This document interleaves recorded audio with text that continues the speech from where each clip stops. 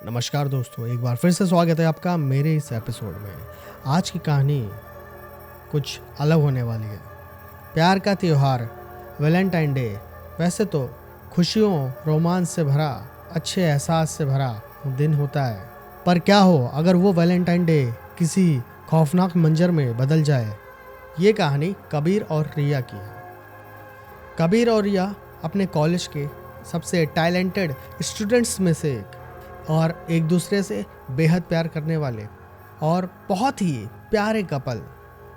वैसे तो उनको नई नई जगहों पर जाना, वादियों के बीच में, जंगलों में, पहाड़ों में साथ में जाके एक अच्छा समय बिताना बहुत ही अच्छा लगता था। इस बार भी उन्होंने वैलेंटाइन डे के दिन कुछ अलग करने की सोची, पर इस बार कौन जानता था कि उनका ये वैलेंटाइन डे एक खौफनाक मंजर में बदलने वाला है। इस बार कबीर ने प्लान किया कि वो एक पुराने शहर से दूर वीरान हवेली में वैलेंटाइन डे मनाएगा। ये बात सुन के रिया को थोड़ा सा डर लगा। उसने कहा, नहीं, वहाँ के बारे में तो बहुत अजीब अजीब सी अफवाहें सुनी है मैंने।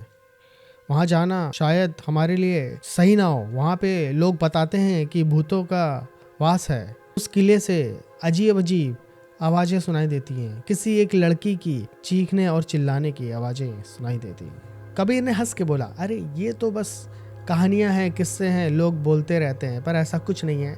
हम लोग चलते हैं, वहाँ पे एंजॉय करेंगे, कुछ एडवेंचर होगा, मज़ा आएगी। इस बार वैलेंटाइन डे तो हम वहीं मनाएंगे। पर वो लोग नहीं जानते थे कि ये वैलेंटाइन डे उनका आखिरी वैलेंटाइन डे होने वाला है। तो रात करीब 11 बजे वो लोग पहुंच गए उस किले के बाहर। वहाँ का मंजर थोड़ा सा डरावना था। रिया को थोड़ा थोड़ा डर लग रहा था। उसने कबीर से बोला, यार सोच से भी ज़्यादा ये जगह डरावनी और अजीब सी है, तो क्या हमें अंदर जाना चाहिए? कबीर को ऐसी मनगढ़ंत कहानियों में कोई विश्वास नहीं था। कबीर ने बोला, अरे तुम डरो मत, मैं हूं ना, तुम्हें कुछ भी नहीं होगा, और ये सब अफवाहें हैं, बकवास है। तो रिया को भी हिम्मत आई, बोली ठीक है, तुम कह रहे हो तो चलो चलते हैं। फिर वो लोग आगे बढ़ते हैं। वहाँ की दीवारों को देखे तो बहुत ही पुरानी दीवारों में दरार आ चुकी थी। वहाँ का जो एंट्रेंस था, गेट था, लोहे का जंग लगा हुआ गेट, उसको जब उन्होंने खोला तो एकदम से अजीब सी आवाज़ करके गेट ओपन हुआ और वो उस किले में प्रवेश कर जाते हैं। जैसे ही वो उस किले के अंदर प्रवेश करते हैं, एक ठंडा सा हवा का झोंका उनके बगल से निकल जाता है। रिया एकदम से चौंक जाती है, ये क्या हुआ? पर कबीर बोलता है, कुछ नहीं, ये तो बस एक हवा है। यहाँ पे ठंड थोड़ी ज़्यादा है, इसलिए हमें ऐसा लग रहा है, क्योंकि ये शहर से दूर पेड़ पौधों के बीच में है, इसलिए यहाँ पे ठंड थोड़ी ज़्यादा है। खैर, रिया और कबीर अंदर जाते हैं कि वो किला बहुत ऊंचा था। उसके चारों तरफ दीवारें दिख रही थी और बीच में रिया और कबीर वहाँ पे एक पुराने टेबल को पाते हैं। कबीर बोलता है, चलो इसी टेबल पे हम लोग कैंडल्स जलाते हैं, अपना वैलेंटाइन डे मनाते हैं। रिया ने अपने बैग से रेड वाइन की बोतल निकाली और टेबल पे रख दी। रिया ने कुछ मोमबत्तियां भी निकाली और उसको जला दिया। जैसे ही उन्होंने टेबल पे सारा सामान सजाया और मोमबत्ती जलाई, वो जगह थोड़ी सी रोमांटिक सी बन गई और उनको बहुत ही अच्छी फीलिंग आ रही थी। वो लोग प्यार भरी नज़रों से एक दूसरे को देखने लगे और मुस्कुराने लगे। कबीर ने रिया के हाथ पे हाथ रखा और उससे बोला कि रिया, मैं तुमसे बहुत प्यार करता हूँ और मैं तुम्हारे साथ ही अपना पूरा जीवन बिताना चाहता हूँ। रिया ये बात सुनकर बहुत ही खुश हुई और उसके आंखों में कबीर के लिए बहुत सारा प्यार नजर आ रहा था। इतने में एक ठंडी हवा का झोंका आता है और मोमबत्तियाँ बुझ जाती हैं। रिया और कबीर थोड़ा सा चौंकते हैं। तभी वो लोग देखते हैं कि सामने जो दीवार है, उस दीवार पे खून से कुछ लिखा हुआ है। उस दीवार पे लिखा था, वैलेंटाइन डे मुबारक हो मौत के साथ। रिया की सांसें तेज हो गई कबीर ने रिया का हाथ जोर से पकड़ा और बोला, चलो जल्दी यहाँ से निकलते हैं। जैसे ही कबीर और रिया बाहर निकलने के लिए भागने की कोशिश करते हैं, देखते हैं किले के अंदर दाखिल होने वाला रास्ता अपने आप से गायब हो चुका है।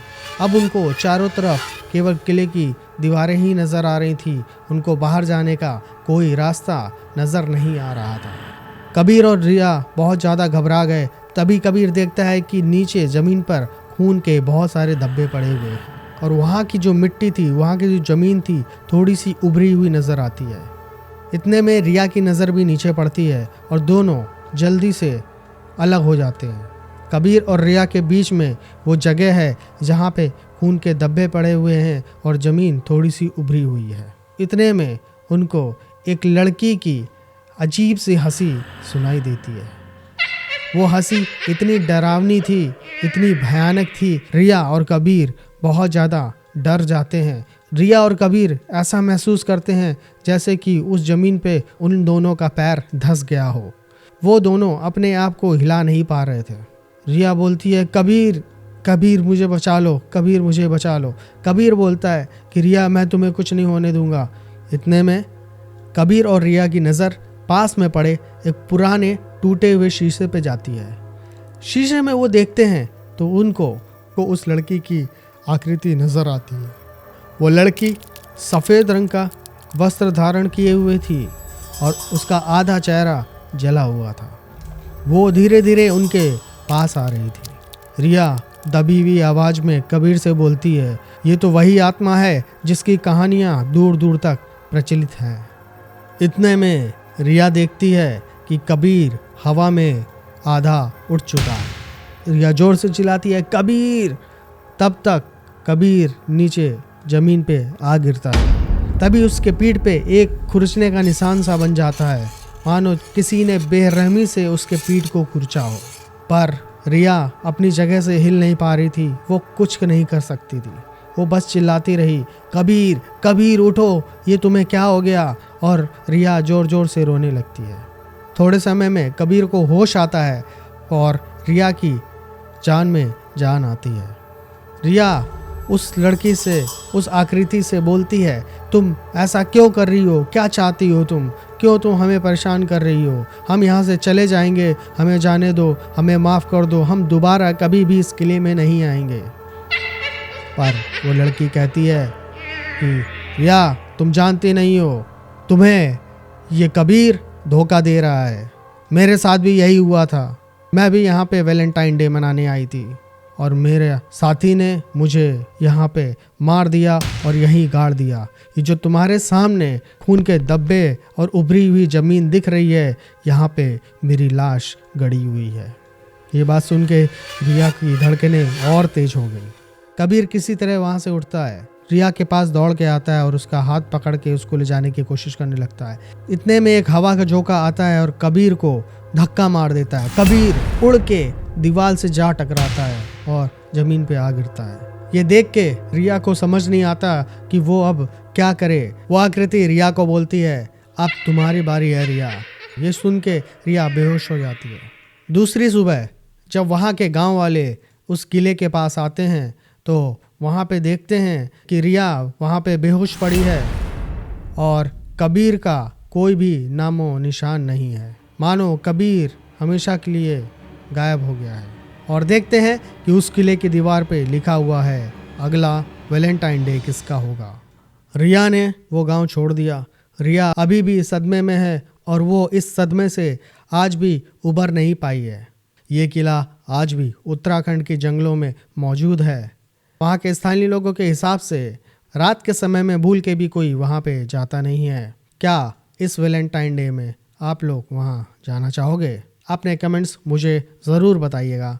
ऐसे ही अपना प्यार मुझे देते रहिए। अगर आपके पास भी कोई ऐसी कहानी है, ऐसे कोई एक्सपीरियंसेस हैं तो प्लीज़ हमारे साथ शेयर करिए। मेरी ईमेल आईडी आपको डिस्क्रिप्शन में नीचे मिल जाएगी। अपनी कहानियाँ आप मुझे भेजिए। हो सकता है आने वाले समय में आपकी कहानी भी मैं यहाँ पे प्रस्तुत करूँगा। मिलते हैं अपने अगले एपिसोड में और भी कई रोमांचक कहानियों के साथ।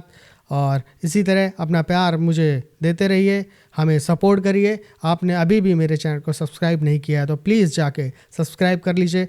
मिलते हैं अगले वीडियो में, तब तक के लिए नमस्कार।